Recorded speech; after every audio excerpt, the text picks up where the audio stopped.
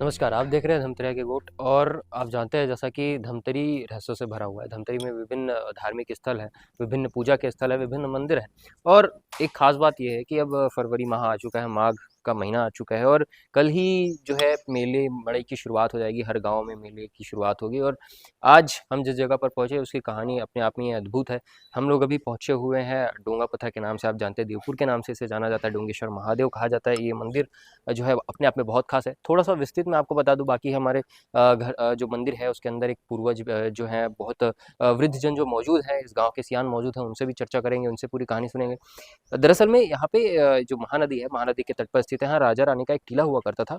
उस टीला पे राजा रानी रहते थे अपने बच्चों के साथ। जो है वो नौकायान के लिए निकले हुए थे। नाव तो बीच में कुछ ऐसी बातें होती है, कुछ ऐसी कुपित हो जाती है गंगा मैया। और फिर निषाद जो है, निषाद जो पतवार चला रहा होता है, वो ये देता है कि गंगा मैया जो है बच्चे की बलि चाहती है। इतने में जो रानी है वो सुनती है इस बात को और वो कहती है कि नहीं, अपने बच्चे की, अपने एकमात्र पुत्र की मैं बलि नहीं दे सकती, ऐसा कैसे संभव है। तो इससे गंगा मैया जो कुपित होती है, उसके बाद वो जो पूरे नाव को है वो पलट देती है। और आज भी ऐसा मान्यता है, ऐसा माना जाता है, यहाँ के लोगों का ये मानना है कि नाव जो है पत्थर होकर आज भी यहाँ मौजूद है, जिसका अंदर में एक आकृति भी है जो पत्थर है, जो शिला जो है वो नाव के रूप में मौजूद है। आज हम अंदर चलते हैं, मंदिर के अंदर गर्भगृह में प्रवेश करते हैं और हमारे साथ जो गांव के सियान मौजूद है उनसे चर्चा करेंगे, उनसे जानेंगे कि गांव की जो कहानी जो प्रचलित है, यहाँ की कहानी जो प्रचलित है, यहाँ का मेला जो भरता है उसके पीछे की क्या कहानी है। और जो ये आप जो मेरे सामने शिला देख सकते हैं, जिसे यह माना जाता है कि जो नाव था वो पत्थर में तब्दील हो गया, इसी में जो राजा रानी जो है वो नौकायान के लिए निकले हुए थे, ये वो साक्ष्य है। और बहरहाल मेरे साथ यहाँ गाँव के सियान मौजूद है। दादाजी मैं चाहूँ कि आप अपन परिचय दो, ओकर बाद ये जो डोंगा पथरा के जो गांव है, जो डोंगेश्वर महादेव है, ओकर पूरा विस्तार से बताओ का कहानी। 1900 में मोर नाम राम कुमार कौशल है और मैं अभी मंदिर समिति के संरक्षक के पद में हूँ। और 1957 के बाद से यहाँ स्वामी बोधानंद जी महाराज के आगमन हुई और वो है यहाँ कुटी बना के रहा। से यहाँ 4 बजे वो हम अपन मॉल खोले और 10 बजे रात के बंद कर दे। अने ऐसी 6 घंटे के लिए वह फिर लोगों से मुलाकात करे, बाकी 18 घंटा वो बिल्कुल मौन रहा है। तो बोला ऐसे कोई दिव्य दृष्टि दिखाई दी। तो लोगों के सामने 4 बजे के बाद वह जब मौन खोली तो बोली, इसको ये डोंगा पत्थर को आप लोग साधारण पत्थर मत समझो, ये बहुत बड़ा देव है, इसका आप लोग पूजा करिए और पूजा करने के बाद ये क्षेत्र का आप लोगों को भरपूर सहयोग करेंगे, पूरा धन धान्य से भरपूर करेगा ये करके उन्होंने लोगों को इसके संबंध से बताया और बोले यहाँ इसके नाम से कोई मंदिर वगैरह का निर्माण कीजिए।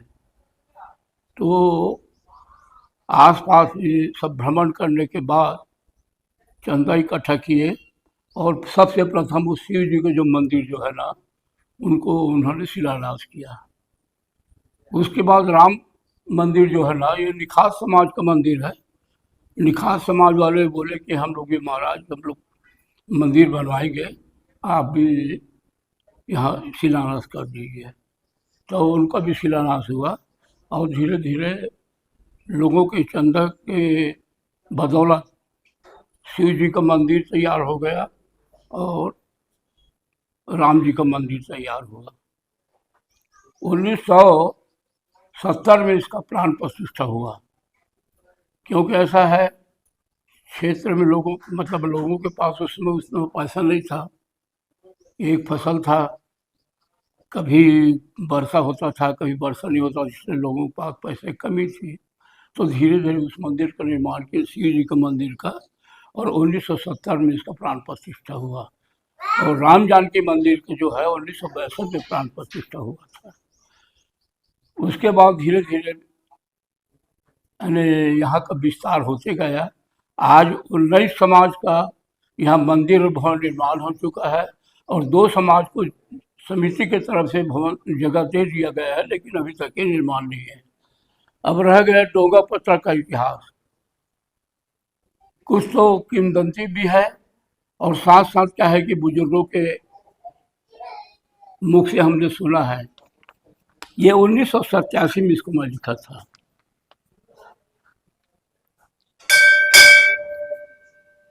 और इसको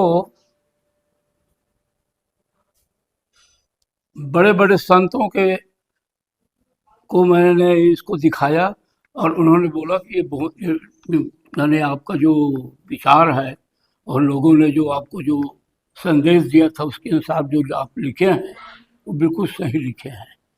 जैसे सिया भुवनेश्वर शरण व्यास, पाणका आश्रम, रामवन सतना से आते थे खूब लालजी व्यास, और डोंगा ये क्या दुर्ग से एक आता था।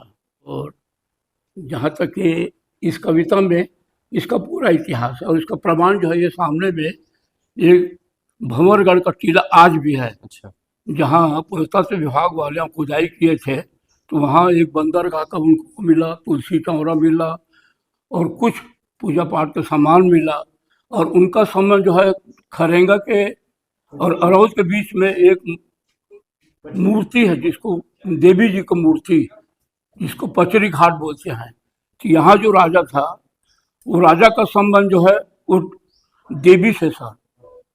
और वो देवी जो है पहले नदी के किनारे में था, लेकिन महानदी के पार मैंने जो तट जो है धीरे धीरे बढ़ता गया, और ऐसा लगता है कि आज बीच नदी में है वो। मंदिर बनाने के बहुत प्रयास किए लोग, लेकिन वो बनने नहीं देता था। समझिए, मंदिर जो टूट जाता था, कुछ दूर बनता था उसके बाद गिर जाता था। तो वहाँ कोई मंदिर ऐसी खुले है, और कहते हैं देवी की मूर्ति है। डोंगा पत्थर यहाँ तो मैंने बहुत वर्षों से मेला लगता हुआ आ रहा है। हमारे पूर्वज लोग बताते हैं कि ग्राम भंवरमारा जो है अभी वहाँ किला था राजाओं का। राजा रानी जो है नदी विहार कर रहे थे, बरसात का मौसम था, तो अचानक जो है नाव जो है डूबने की स्थिति में थे। तो वहाँ पचरी देवी है, उनका पूजा अर्चना नहीं किया था भूलवश, तो देवी जो है नाव को डुबाने जा रहे थे। तो आगे बढ़ा, कुछ देर पूजा अर्चना किया, तो फिर यहाँ नदी किनारे आकर नाव को पलटा दिया, जो पत्थर स्वरूप यहाँ ग्राम देवपुर में डोंगा पत्थरा के नाम से प्रसिद्ध हुआ। उसी समय से यहाँ मेला लगता हुआ आ रहा है। पहले कम था, अब लगातार बढ़ता जा रहा है। हर वर्ष प्रतिवर्ष लाख 1.5 लाख लोग यहाँ दर्शन करने के लिए आते हैं। मेरा नाम तिलक राम साहू है, मैं ग्राम देवपुर का रहने वाला हूँ।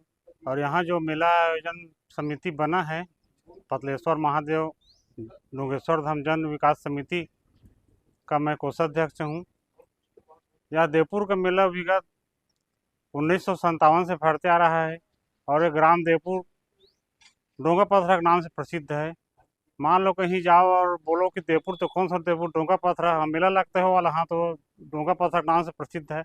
ऐसे प्रचलित है कि ये जो डोंगा पत्थरा है भगवान, वो भंवरगढ़ का राजा था, वहाँ राज्य करता था। अभी भी उसका अवशेष है वहाँ भंवरगढ़ में। तो वहाँ जब नदी में बाढ़ आया तो राजा अपने परिवार के साथ में वहाँ से निकलना चाह रहे थे, और जल्दी जल्दी में नाविक जो है वो नाव का पूजा पाठ करना भूल गए, और राजा रानी उसके पुत्र को बैठा करके धन दौलत लेकर के वहाँ से निकल पड़े। तो बीच नदी में आने के बाद में नाव डगमगाने लगा। तो नाविक को ख्याल आया कि हमने तो पूजा पाठ किया नहीं, और ये नाव डूबने को है। तो राजा ने बोला कि आप अपने बच्चे को वो पानी में डाल दो, बलि दे दो, मतलब नहीं तो हम लोग सभी लोग मारे जाएंगे। तो राजा रानी ने मना कर दिया और यहाँ पे आकर के नाव पलट गया। ऐसा ही इसका इतिहास है। अभी सुनने में आया है कि हम लोगों को आज से 20 30 40 साल के पहले भी इसको कोई बाहर से आकर के आदमी ने खोदी करने की कोशिश की, इतना 3 फीट 4 फीट, और उसी में जो पीछे तरफ का जो टुकड़ा है ना, वो उसी में टूटा है वो। और उस कुछ साल के बाद में उस बहुत बुरी तरीके से उन लोगों का मौत हुआ। और अभी भी यहाँ मेला के समय यहाँ महिलाओं को बहुत भीड़ लगती है, और वो लोग जिसका बाल बच्चा नहीं होता ना, वो यहाँ मन्नत मांगते हैं, और डोंगा पसरा भगवान अवश्य साल भर में उसका मनोकामना पूर्ण करता है। ऐसे प्रसिद्धि है। और अभी 2025 में यहाँ राम स्वरूपाचार्य है ना, उसका यहाँ राम कथा करवाए थे हम लोग। तो बोले कि इसको आप पाताल तक खोदो, फिर भी इसका अंत नहीं है। ऐसे इसका महत्व बतलाया। इस प्रकार से है। और आज जो छोटे से मेला जो 1957 में चालू हुआ था, आज जो भव्य रूप ले चुका है, और हजारों की संख्या में रोज यहाँ आदमी दर्शन के लिए आते हैं, और मेला में भी लाखों की संख्या में आकर के पुण्य लाभ लेते हैं। महानदी में 4 बजे स्नान करते हैं प्रतिवर्ष। इस प्रकार से इसका इतिहास है। कल माघी पुन्नी रहेगा, सब स्नान करेंगे, आप बता रहे हैं लाखों की संख्या में जी। लोग आएंगे। आपकी समिति की तरफ से क्या कुछ तैयारियां की गई है उसको ध्यान में रखते हुए? अब हमारे समिति की तरफ से तो सब शासन प्रशासन को खबर दे दी जाती है, जैसे पुलिस व्यवस्था है, पीएचई वाले आकर के पेयजल की व्यवस्था कर देता है, ऐसे टाइप के। और बाकी जो छूट पुट लाइनिंग वगैरह व्यवस्थित ढंग से कौन तरीका से करना है, मेला को व्यवस्थित करना है, इसी टाइप के वही देख रेख करते हैं हम लोग।